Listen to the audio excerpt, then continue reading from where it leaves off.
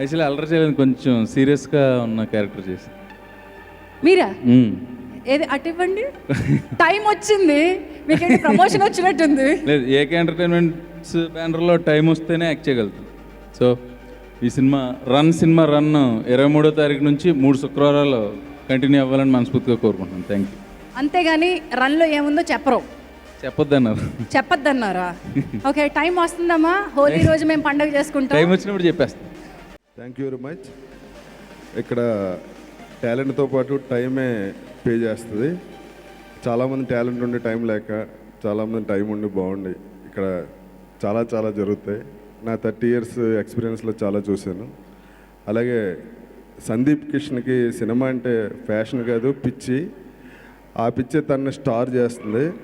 ఇప్పుడు తెలుగు తమిళ్ 2 లాంగ్వేజ్లో హీరోగా చేసి ఏకైక మన Telugu hero Sandeep. All the best.